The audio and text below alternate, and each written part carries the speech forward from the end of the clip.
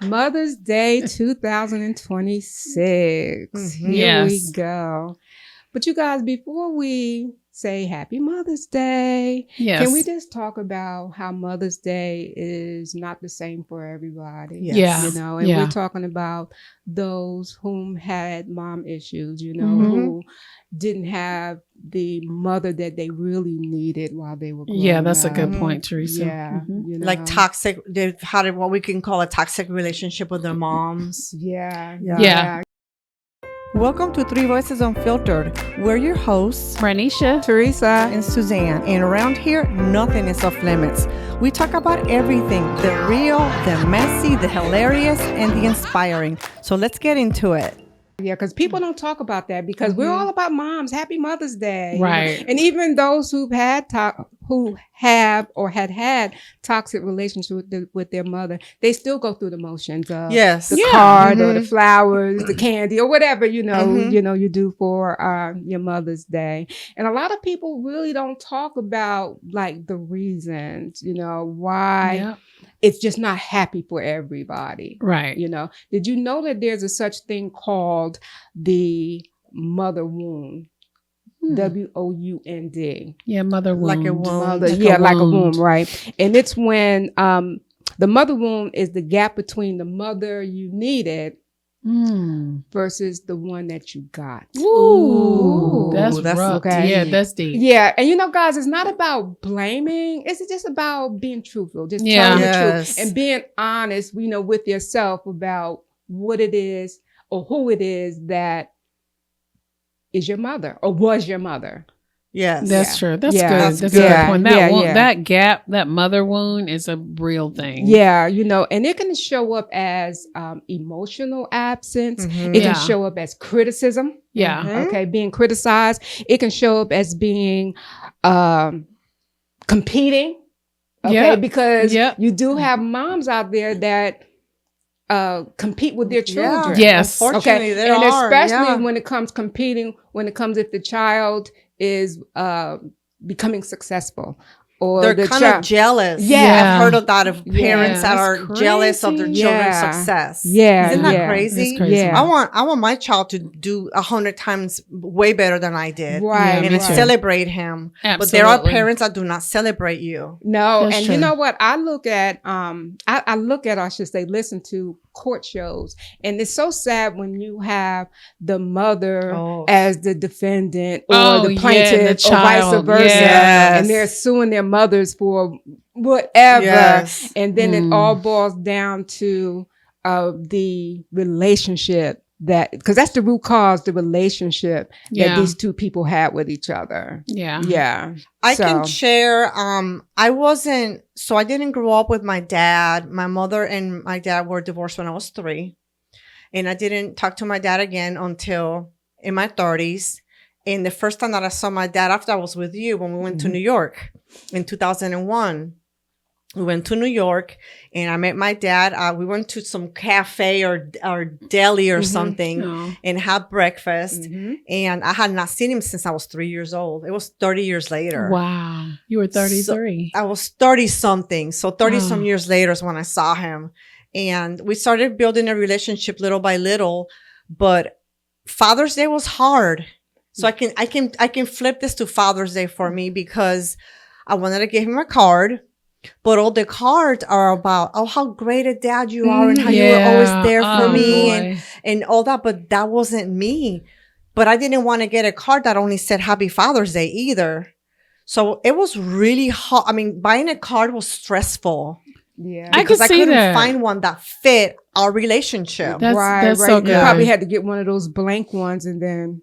Hey, but what do you say? Hey, dude. I know. Thank you for not being there. Thank you for never calling me. Thank you for meeting my mom. No, so I understand on the flip side for Mother's Day, how some people might feel when their parent or their mother wasn't there for them. And some mothers, not only not there for you, but just plain abusive. Yeah. I grew up with both my parents, but my parents worked a lot. So I was a latchkey kid where we stayed home a lot by ourselves.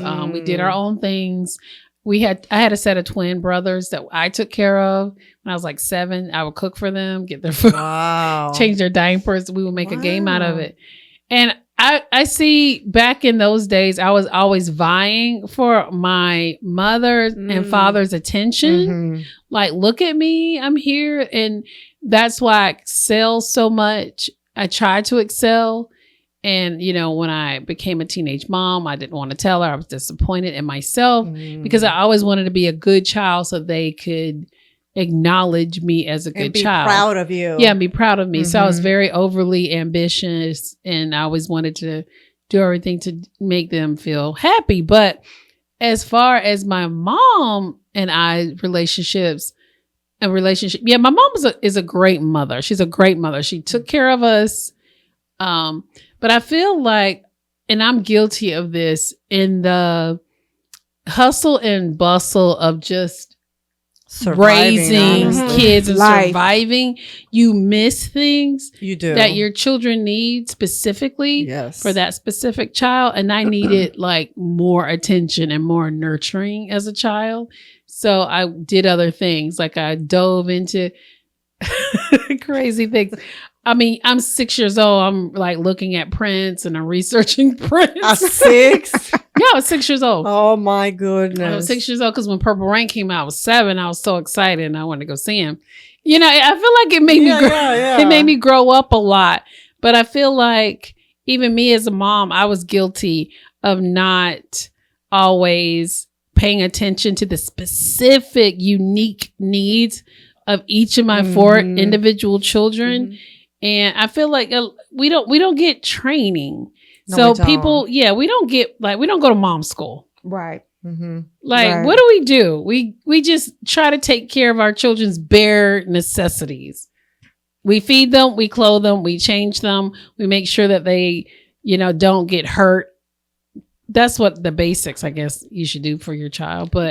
And maybe people are feeling Mother's Day anxiety or what you said, Theresa, Mother's Day wound. Yes. Because that mother was just not educated enough on how to really give what a child needs. Yeah. And even though both of your parents were present, there's a lot of single mothers out there. I mean, both my parents were present, but my father had the propensity to be abusive.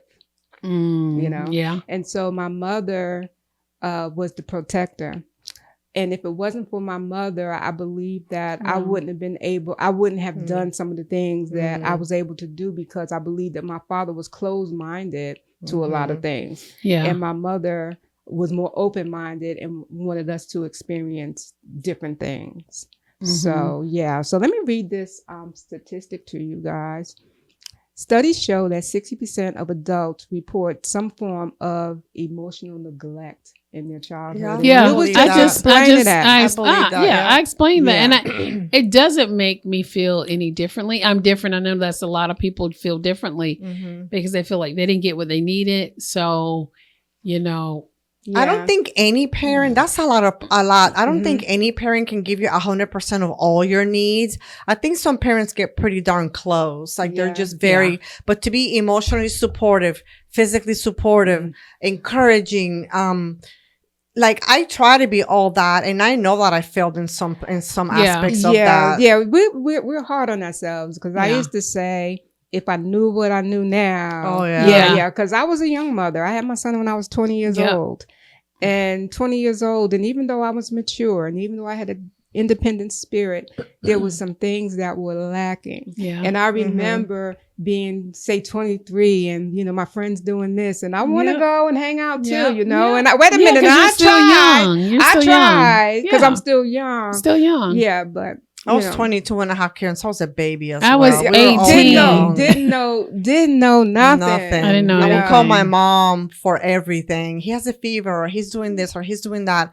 And my mom, because I was in California, she was in Puerto Rico, and she would help me, but that's all that I had. Like I listened to, I forget what his name is, but this pediatric doctor show that they had back then. I used to listen to try to learn things, because I didn't know, but I cannot imagine. Teresa and I just have one personality to deal with. So we could study our child. I cannot imagine four different personalities, four different needs, how hard that would be. Yeah, I made a mistake raising my kids.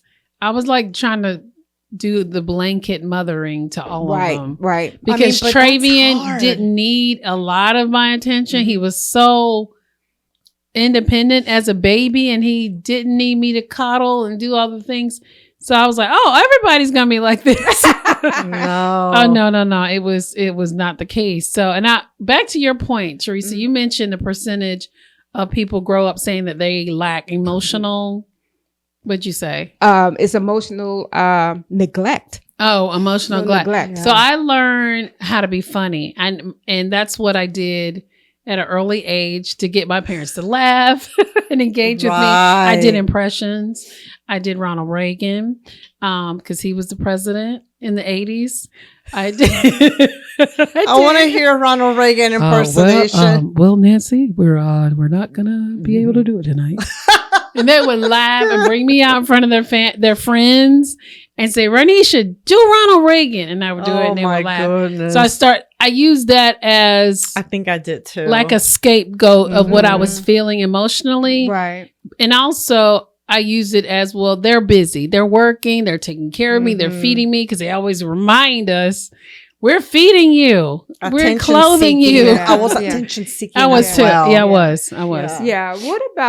What about those parent-child relationships where the child feel like they're the parent?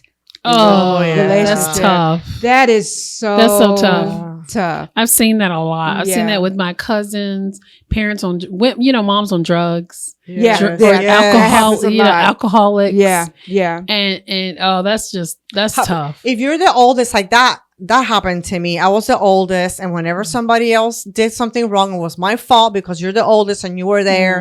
And I'm like, but I'm a kid. I've always defended myself. So I remember, I'll tell you this quick story. We had a balcony and there was this drawing on the balcony of this huge monster or whatever, just a caricature of a person or monster or something huge, the whole wall. And my abuela was like, who did that? And I'm like, I didn't do it. It was between me and Jimmy. I know I didn't do it. So that means Jimmy did it. So she's like, this is, the mentality. She said, I want you both to draw it. Oh, boy. And whoever is closest did it. You should have just drew a circle or triangle. I started drawing it, but I'm following directions. I started drawing it to make it, and halfway through the drawing, I said, Abuela, that's not fair because I'm going to draw it better because I'm going to try to do it better, but I didn't do it. And that's one of the times that I got away with it. And she said, okay, nobody has to draw. Just clean it up. Wow. But it was Jimmy that did. I don't even know what he was doing. He could have been drawing circles, like you said, just to not, like we should have just tornado. that was some really not good parenting there. Yeah. There's this thing called the guilt loop. And that is when, when you're asking yourself, well, was I the bad child? Right. Was I the bad child to make my parents? Y'all know I got a lot to say about that. I don't think I was bad. I mean, I was the challenging child. I was good. I was the good one because I was really shy growing up. Me too. And I had three brothers.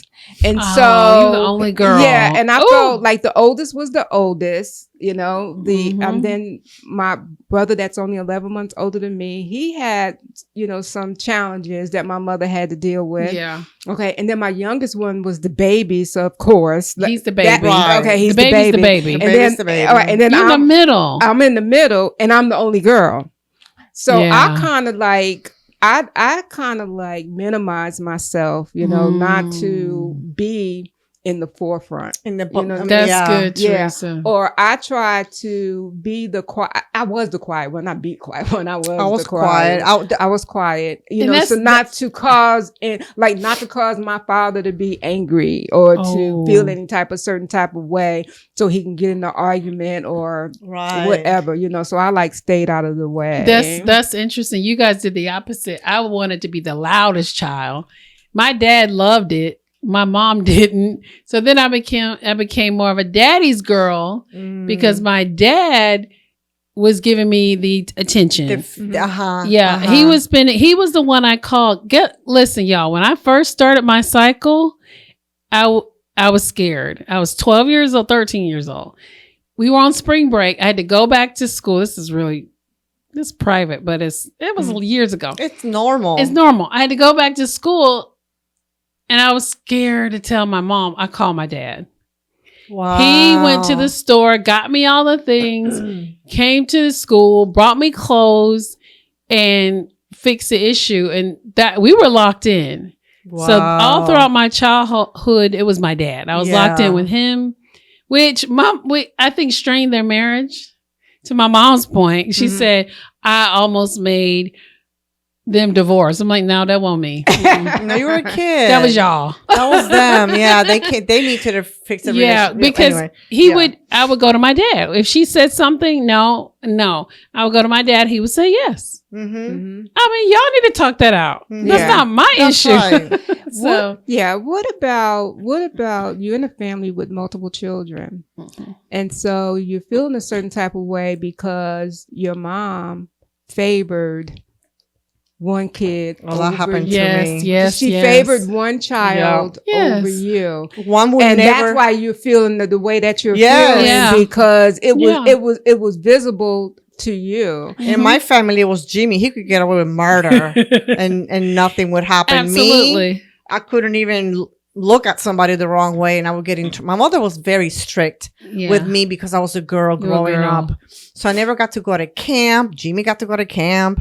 Ooh. I never got to go. I never got to spend the night with friends until I was in high school.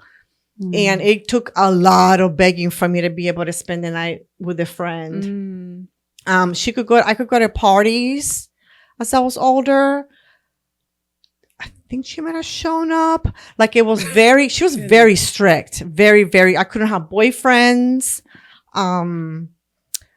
But I was happy to buy my mom but I didn't resent her for all that for Mother's Day. So my Mother's Day for me it was fun. I would go pick her flowers or go buy her some soaps so it wasn't. Now my dad, that was a different story. Father's Day was hard. Mother's Day for me wasn't hard, even though I grew up in such a strict my mother worked hard. My mother worked and did a lot to support us. It's like we've said before, as single parents, we're trying to survive, just trying to feed these kids and clothe these kids. And we forget what's really important, which is the nurturing and the caring and the loving caring, them. the supporting, the listening. Nurturing, I would say I wasn't very nurtured. Yeah, I would go to my mom. It's like, Mom, I wanted to dance ballet. I wanted to sing. I wanted to act. She's like, no, we don't have the money. My dad, he would say, yeah, let's see what we can do. But I see now where the problem comes. But I learned, even at that young age, I knew my mom was a good mother because she took care of us. Right. I mean, when she was home and we saw her car in the yard, we know we were going to get food that night. She was cooking because she worked so much. But it's but sometimes it's not enough. I let it be enough. I let it be enough. I'm like, okay, that's what can you do? That's what they can give, But once you get into a certain place in life, you realize that wasn't enough. We need the nurturing. We need the I love you. Yeah, that's what I was going to say. I didn't hear Suzanne. I love you as a kid. I didn't either. I didn't hear that. I didn't hear it, but I knew. That's what I'm saying. I knew from my mother. I'm talking about from my mother. We need to hear it. I didn't hear it. It's funny. I didn't hear it. I didn't hear it. But I knew my parents loved me. I hear it more now, but I do it a lot to my kids. Like my kids hear it all the time. Every time I call Kevin, we hang up. I love you. Every time Maya, I love you. Because I want them to know that I love them and sometimes, I think we need to hear, we need to feel because that's what shapes us into the people that we become. I didn't get a lot of hugs. I got a lot of hugs. I got more hugs from my dad and kisses from my dad than my mom. I don't remember kisses. Yeah. My dad, it was like, come on, give me a hug and a kiss. So these are the things that some people need that, and it does make the relationship toxic because they really need it. Maybe their personality was that does my mom even love me? Right? Yeah. She doesn't even tell me she loves me or gives me kisses or hugs or nurtures me or reads me a book or plays a game. Yeah. Like that my stuff mom didn't is do important. Yeah. But the question was, the reason I asked that last question, because it's like family relationships and what's going on, the dynamics of family estrangement is rising because of the fact that we have multiple children in a family that feel that because of the things that their mother did, all right, that she favored, the other child. For sure.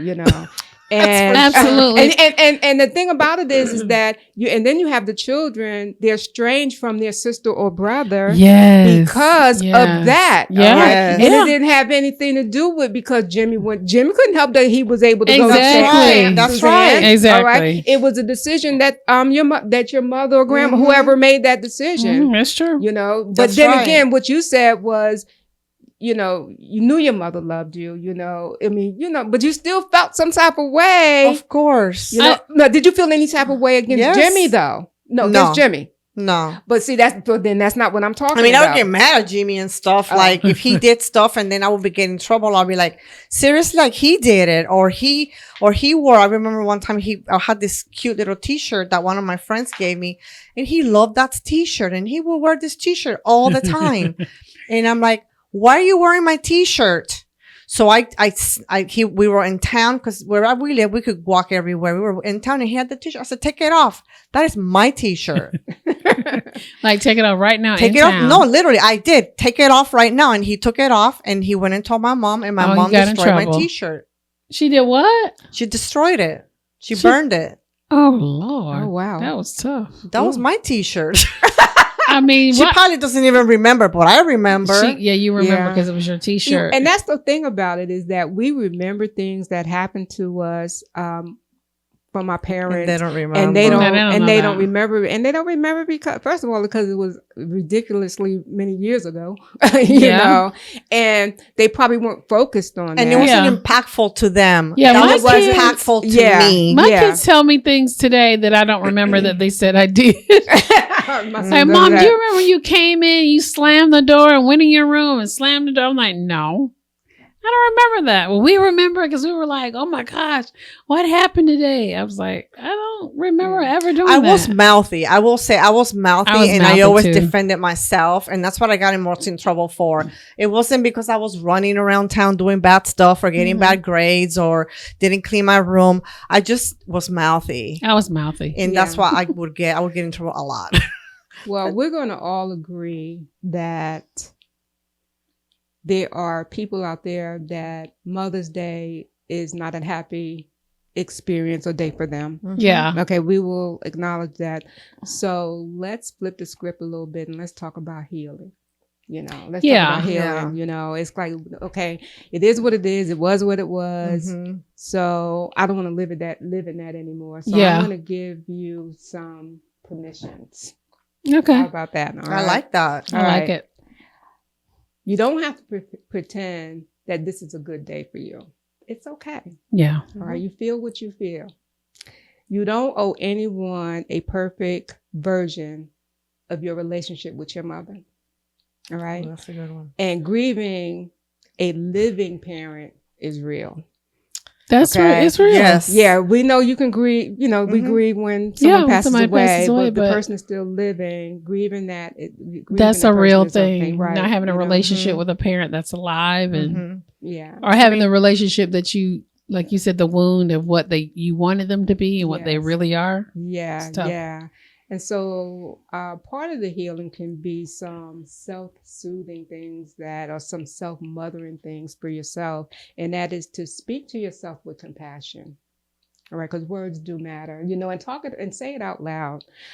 Set boundaries without having to over explain yourself. So if you're dealing with, a toxic, mom, I'm going to say parent, but let's just say mom, because, it's Mother's Day. We're talking about moms. Okay. Yeah. So set some boundaries, and you don't have to argue about it. You don't have to over explain it.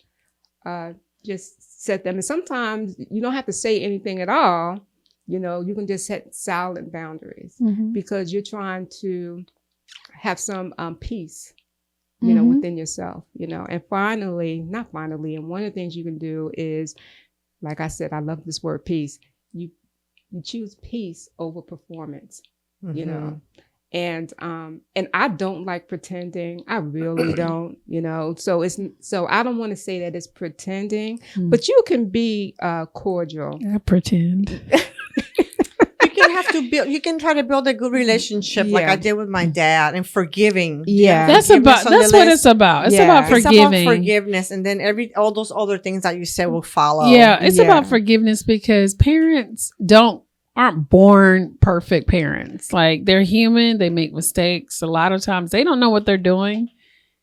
Just like we don't know what we're doing in average life. Imagine the responsibility of raising a human.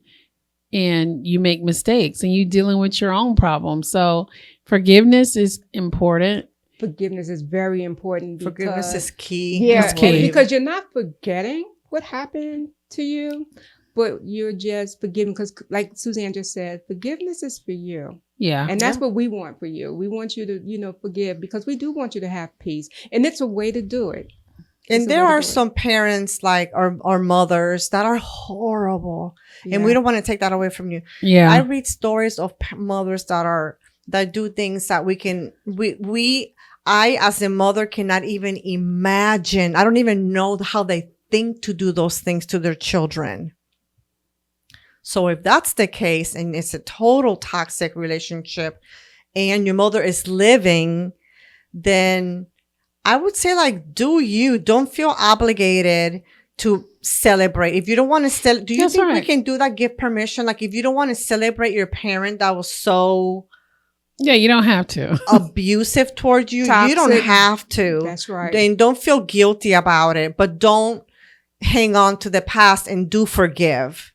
Forgiveness, like Theresa said, doesn't mean forgetting. You're not going to forget what happened to you.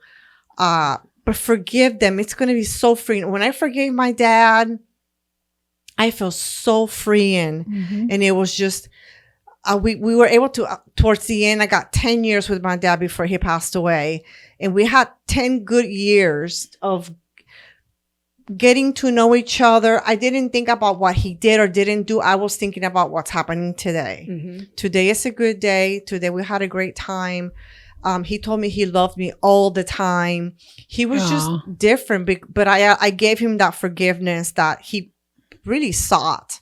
So I think that it's so many. It's like a roller coaster, right? With all this parenting stuff. We don't get a guide, but it doesn't mean that you have to be abusive either. And it's not okay if that happened to you. It's not your fault. You didn't do it. And the most important thing that I wouldn't want to break the cycle. There you go. Because a lot of parents that are that way, their parents were that way with them. That's right. Yeah. And I know we did not touch on everything. We didn't answer all the questions that you may have, because it's just so much, because it is a big topic, because these are the people that gave birth to us and or raised us. Yes. All right. So with that said, if you know anyone out there in your life that this can help, share this episode with them. Yeah. Share it with them. And we ask that you we ask that you share, what I just said, comment, subscribe, and let us know what you think about this particular topic. Let us know what your experience is, because we do answer our comments. All right. Yeah. All right. Well, thanks for watching. Thank you. We'll catch you next week. Bye. Bye. Do us a big favor and hit that like button, share this episode, and subscribe.